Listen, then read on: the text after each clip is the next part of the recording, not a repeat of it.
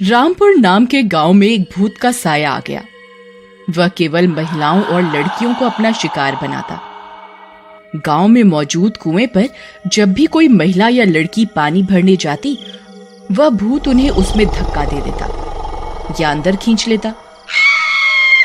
आश्चर्य की बात यह थी, कुएं में गिरने के बाद किसी की भी लाश नहीं मिलती।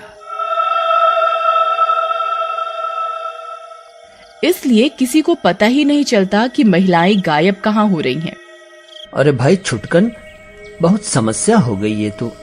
मेरी तो पत्नी और बहन दोनों गायब हो गईं। पता नहीं उन्हें आसमान निगल गया या जमीन खा गई। हे ईश्वर, मेरी भी पत्नी 3 दिन से गायब है। कुछ समझ में नहीं आ रहा, आखिर कहाँ चली गई। पास ही खड़ी मीना और टीना उनकी बात सुन रही होती हैं। वो आपस में धीरे धीरे बात करने लगती हैं। क्या लगता है तुम्हें टीना, इनकी पत्नी और बहन कहाँ गायब हो गई होंगी? मुझे तो बहुत डर लग रहा है।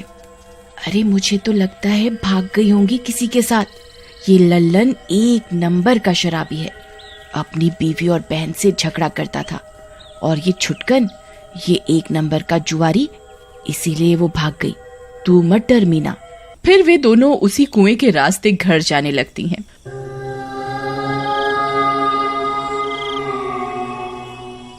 वह भूत भांप जाता है कि कोई लड़की इस रास्ते से आ रही है। वो झट से एक सुंदर लड़के का रूप धारण कर लेता है और कुएं के पास खड़ा हो जाता है। जैसे ही वो दोनों लड़कियां वहां से गुजरती हैं, वह भूत टीना को देख मुस्कुराता है। टीना भी शर्म से मुस्कुरा देती है। हाय, आज तो लगता है भगवान ने मुझे मेरे व्रतों का प्रसाद दे दिया। अब तो ये ही मेरा दूल्हा बनेगा। मैं उससे जाके बातें करती हूँ। पर ये मेरे साथ मीना है, ये मेरा घर कभी नहीं बसने देगी। कहीं उस सुंदर लड़के ने इसे पसंद कर लिया तो? एक काम करती हूँ, थोड़ा आगे जब चले जाएंगे, इस मीना की बच्ची को रुकने का बोल के फिर वापस आकर अपने दूल्हे से बात करूंगी। टीना, ए टीना, ए टीना, टीना कहाँ खोई हुई है? कहीं नहीं। सुन मीना, मुझे याद आया, माँ ने मुझे आते वक्त एक मटकी पानी लाने को कहा था। तू यहीं रुक मीना, मैं जल्दी से एक मटकी पानी लेकर आई। फिर टीना जल्दी से उस कुएं के पास पहुंच जाती है। वह देखती है वहां वो नौजवान खड़ा मुस्कुरा रहा है। टीना भी उसे देख शर्मा जाती है। यहाँ आओ प्रियतमा, तुम बहुत सुंदर हो, मेरे पास आओ। फिर टीना जैसे ही उसके करीब जाती है, वह भूत बन जाता है।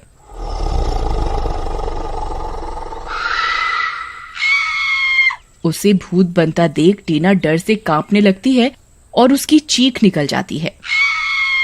जैसे ही वह चीखती है, वह भूत उसे पकड़कर कुएं में कूद जाता है।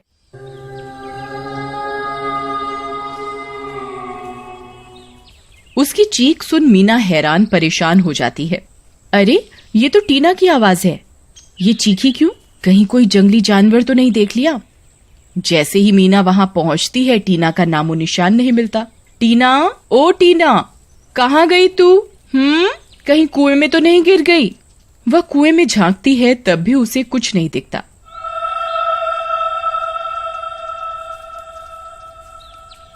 वह भूत कुएं के अंदर से देख रहा होता है।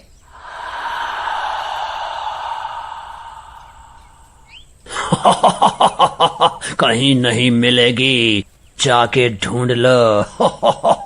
अब तो चट कर गया मैं तेरी सहेली को लड़की। अब अगला नंबर तेरा ही लग जाए। बड़ी स्वादिष्ट लगती है। यह बात पूरे गांव में फैल जाती है। गांव में दहशत का माहौल फैल जाता है। सभी को लगता है कि कोई लड़की चोरी करने वाला गैंग गांव में आ गया है। उसी गांव का एक मनचला होता है जिसका नाम मटरू होता है। वह हमेशा लड़कियों को छेड़ता रहता या तंग करता रहता।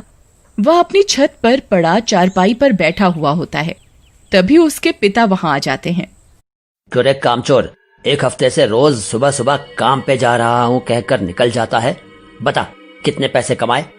क्या पिताजी, काम करो तो दिक्कत, ना करो तो दिक्कत, आ जाएंगे पैसे। हाँ, तो घर में बैठकर कौन सा तू सोने के अंडे देता है नालायक, आए दिन किसी न किसी लड़की को छेड़ता रहता है। वैसे भी अब गांव में न जाने क्या बला आ गई है, कितनी महिलाएं गायब हो गईं।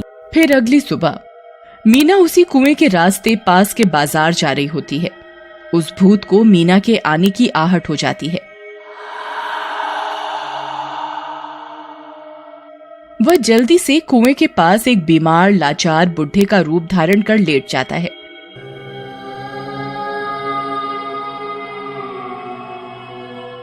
जैसे ही मीना वहां से गुजरती है, पानी, पानी, कोई पानी दो, मुझे पानी दो, मैं मर जाऊंगा, मेरी मदद करो बेटी।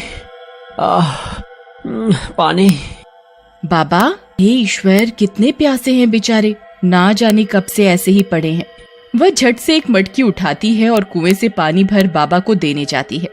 उसके करीब जाते ही बुढ़ा भूत बन जाता है। मीना की आंखें फटी की फटी रह जाती हैं। क्या किस्मत है मेरी। कल इसकी सहेली को खाया, आज ये आ गई।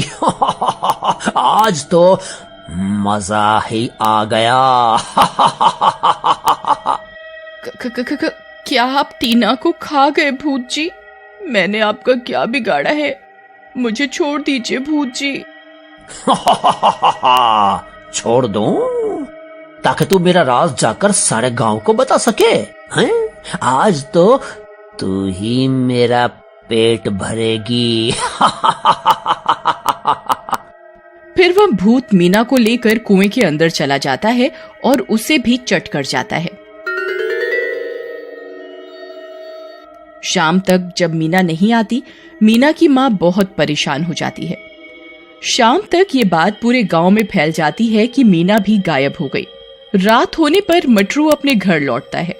आ गए चांद नवाब, आवारागर्दी करके। मैं काम पर गया था पिताजी, अब मैं आवारागर्दी नहीं करता। ओहो, ऐसा कौन सा काम? मैंने तो आज पूरे गांव में पता किया, तुम किसी के यहाँ काम नहीं करते।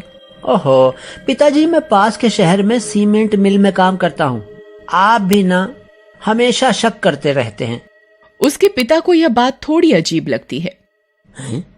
सीमेंट कारखाने में काम करता है और कपड़ों पर गंदगी का एक निशान भी नहीं। दाल में कुछ न कुछ तो काला है। अब कल सुबह मैं इसका पीछा करूंगा, तभी दूध का दूध और पानी का पानी होगा। फिर सुबह 6 बजने पर मटरू उठ जाता है और कपड़े पहनकर निकलने लग जाता है। कुछ देर में वह कुएं के पास पहुंचकर रुक जाता है। उसके पिता दूर एक पेड़ के पीछे छुप जाते हैं।